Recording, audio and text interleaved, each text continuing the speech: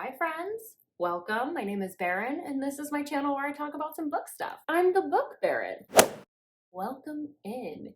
So today we're talking about books with some mental health rep because it's Mental Health Awareness Month. And as someone who's been very aware of their mental health for 2 decades, just like all the cool kids, we're going to be talking about some books that not only have an awesome romance, they have mental health rep. This is by no means an exhaustive list. I think a lot of my books at this point deal with some sort of mental health. I just wanted to highlight a few for you to get the wheels turning before I dive into things. Ooh, and this is the point where I started to do a really bad job of explaining myself, so I'm just gonna voice over this and pretend it didn't happen. All I was trying to say is that mental health is definitely a journey, and all these books are somewhere on the journey. Sometimes we're not always dealing with mental health in the healthiest ways, but we are dealing with it and how it presents in these characters' lives. That's all I wanted to say. All right, that was much better. Okay, enjoy. But without further ado, let's jump into the books.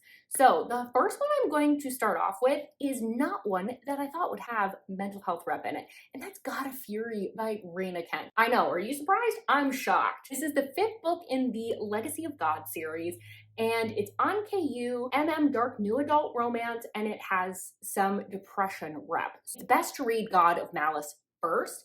However, I read it completely as a standalone, so you can absolutely do that too. So this is about Brandon and Nikolai, and they are from some mafia families. So that's kind of like going on in the background. All of the kids that they interact with are either from rival groups or from within their own mafia group. And I believe that they are attending college. And during that time, there are some like secret society / fraternity type groups that end up having this like initiation night of some sort. That's when Brandon and Nikolai first encounter each other. Nikolai, despite being enemies with Brandon's twin brother Landon, he immediately becomes infatuated with Brandon. For Brandon, this ends up awakening some long suppressed feelings.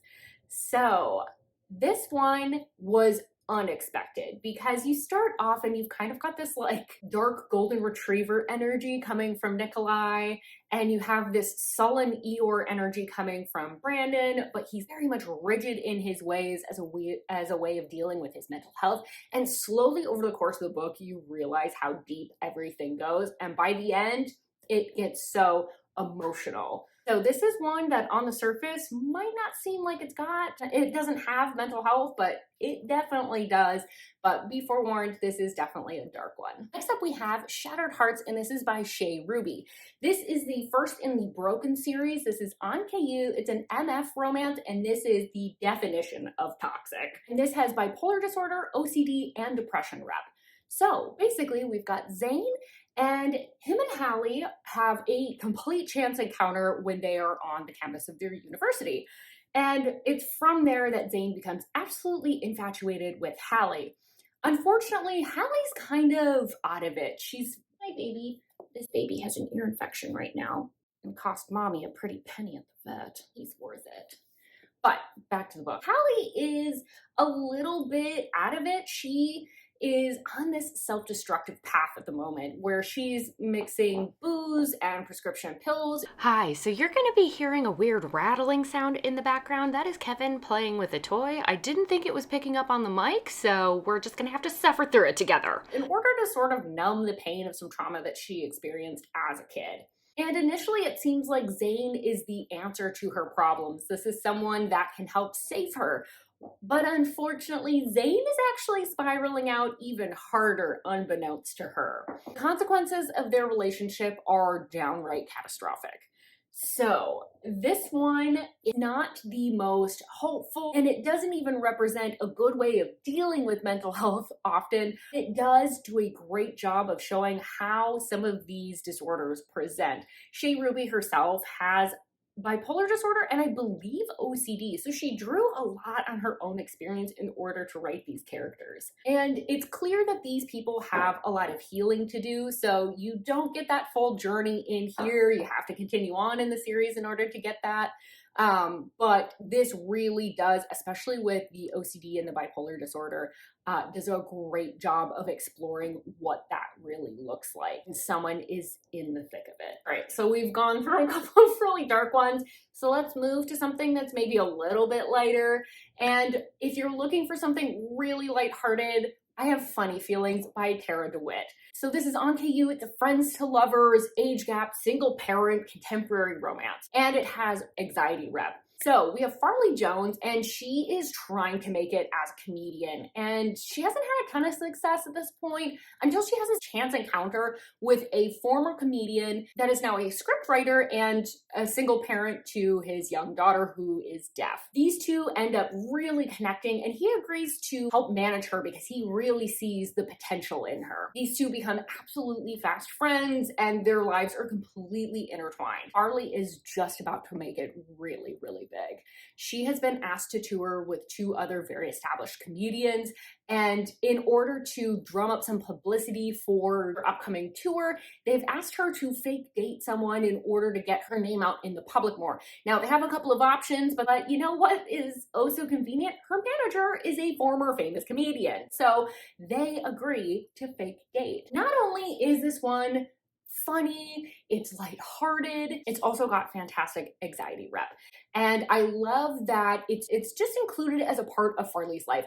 They talk about her going to therapy, and you listen to her have her spirals and also catch herself, but it's not necessarily the forefront of the book, so it gives it a much more like lighthearted type of feel. And honestly, even though this is very much a rom-com type of book, I didn't feel like the heroine's anxiety ever felt rom-com-y. At times it was funny because she is a comedian, but it felt very realistic with some of her anxiety spirals. I loved that she talked about going to therapy and also just the discomfort of being vulnerable in that setting, of trying to continue to perform and make jokes rather than delving deep into those vulnerable bits. Like I said, if you're looking for something that's a lot more on the lighthearted side and maybe mental health isn't like the whole focus of the book, but it definitely has it in there, this is a really great fit because the heroine's inner monologue is both hilarious and a constant anxiety spiral. If you've ever wondered what the inside of my brain is like, her inner monologues are way too close to mine. So now you know. Next up I have What If You and Me by Ronnie Lauren. So this one is also a little bit more on the lighthearted side. It's on KU, it's an opposites attract, age gap, it's also got disability rep, and it's got PTSD and anxiety rep as well. This is about Andy, and she is a true crime podcaster and horror novel writer.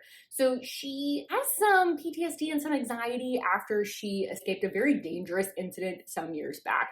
And ever since then, it's kind of been trickling into her relationships where she can never quite like throw herself into them. There's always a little bit of anxiety in the back of her head. But that changes after she has a chance encounter with her neighbor, Hill. He's a former firefighter that lost part of his leg during a rescue that went wrong, and he's kind of been in limbo ever since. He doesn't really know what to do with himself. Firefighting was his entire life.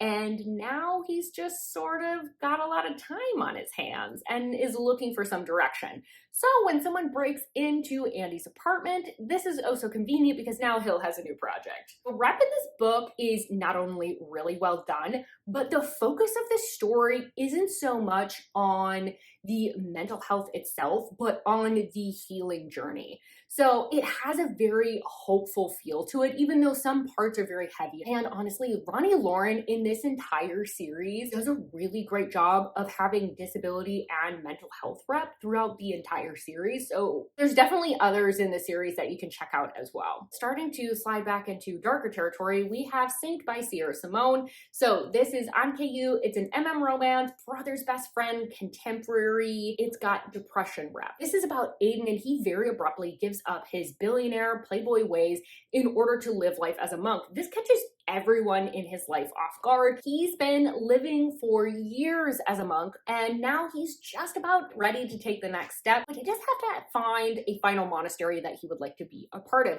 So he's going to go tour Europe and look at a few different monasteries. Right as he's about to take off, he finds out that his ex-boyfriend, who just recently got engaged, is going to be joining him on this tour because he is doing a piece on beer and monasteries in Europe. This really does ratchet up the tension as Aiden has to really weigh whether he is willing to give up his ex-boyfriend for this life. This series is very hot and spicy. I think this is the third book. I have to say this one is way more emotional than you would ever expect based on the other two books. A lot of it, so it's pretty much all focused on Aiden, and it's talking about how the lifestyle of being a monk combined with some like group therapy and also some medication really saved him from a very dark place, and we explore what that dark place was like, why he was willing to give up that life, really how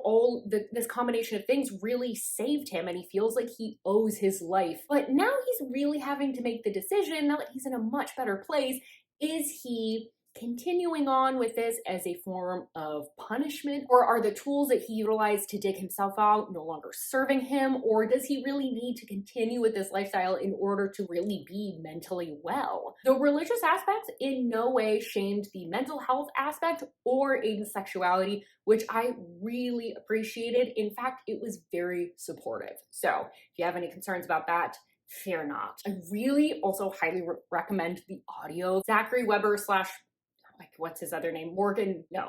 Jacob Morgan does a spectacular job narrating this book. That's my favorite way to reread this book. So highly recommend. And finally, oh, the sun's starting to come out a little bit for me. And finally, I have Still Beating, and this is probably the darkest one on the list. So just be forewarned, you see the trauma that leads up to everything. So this is on KU. This is a dark, forbidden enemies to lovers romance. So this is about Dean, who is engaged to Cora's sister, and these two have never really gotten along. They've always had a very antagonistic relationship, despite how long Cora's sister and Dean have been dating. So one night when everyone goes out, they all end up leaving sometime before Cora, but Cora ends up in a situation where she's lost her purse or someone's stolen it, and now she can't find a way to get home. Thankfully, she does have her cell phone, so she starts calling family and friends in order to try and find someone to come bring her home. But no one's really picking up except for Dean, who begrudgingly agrees to come grab her. But on the way home,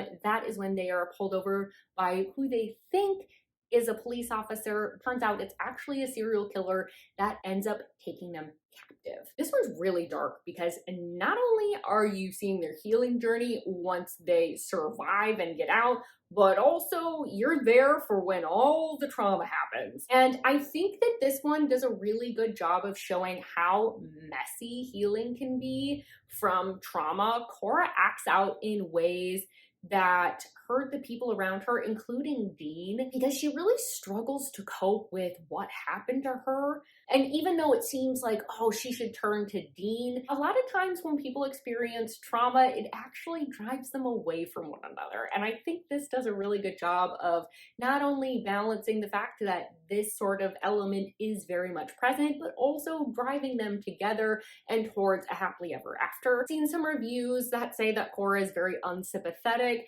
but just know that it's her trying to heal. She's not a perfect victim, and she's healing in a very, very messy way throughout this book. I know for some people that's just not going to be palatable, so I do want to give you a heads up about that. I would love to hear your recommendations for books that have really great mental health rep, and if you read any of the books that I recommended, let me know what your thoughts. And with all of that, thank you so much for being here. Don't forget to like this video if you've liked it, subscribe if you want more content from me, and I really, really hope that I see you on my next video.